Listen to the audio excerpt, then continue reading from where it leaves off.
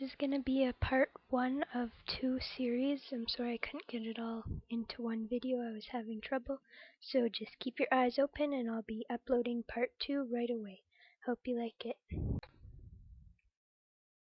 Alright, so here I'm just ripping up pieces of a map that I have.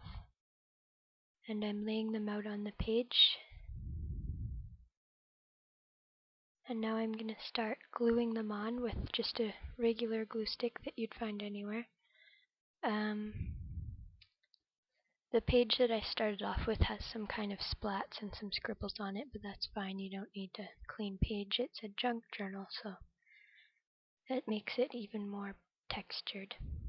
So you can see there the glue stick I used was a Ross stick. Now I'm just adding some gesso, acrylic gesso, I don't know how you say it, and I'm wiping it all over the page, covering the map and the paper.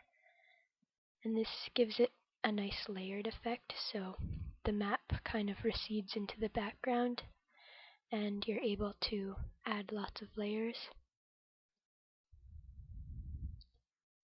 I just remembered I should put my cardboard behind. I do that so that the paint doesn't get on the other pages in my book. I'm just using a little baby wipe now to wipe off some of the gesso so that the map shows up a bit more.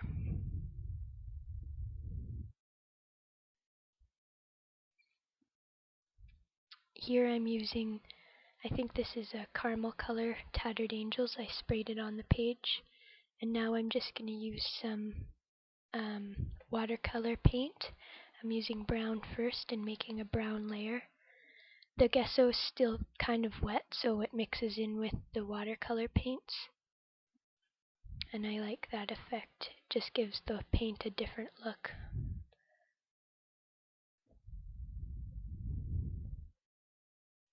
Now I'm going to add some blue paint on top for another layer, and again both the brown and the gesso are still wet, so I'm blending it all together. Now I'm just drying it a bit so that I can add more layers on top. It doesn't have to be completely dry, it's just personal preference.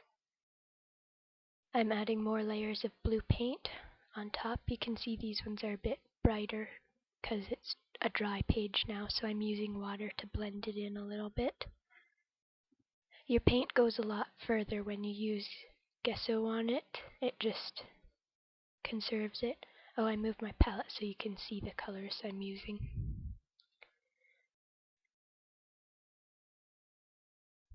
I'm adding some light blue here now.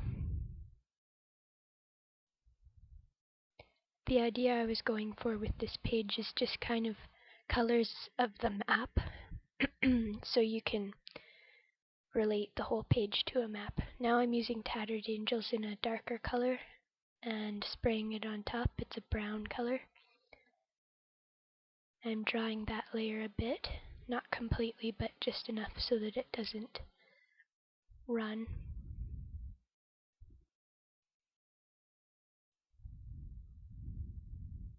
I'm using this big stamp. It's from Stampin' Up, and it's a canvas type texture, and I'm just painting some white gesso on top of it.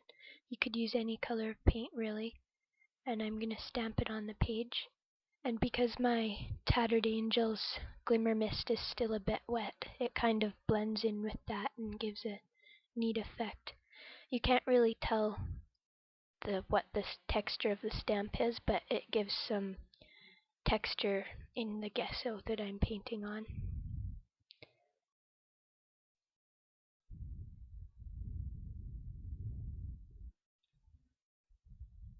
Drying this a bit again so that I can add more layers. Art journaling is really, to me, all about doing layers upon layers of different things. Here I'm showing you 3D molding paste. I know Golden has a brand and I also use that, but I find this brand to be just as good. I'm just using my finger and a piece of tulle as a mask, and I'm putting the molding paste over top of the tulle and then peeling the tulle off, and it gives it a really neat texture. If you didn't want to get your fingers so dirty, Sometimes I use like a plastic spoon or a plastic knife or something to spread it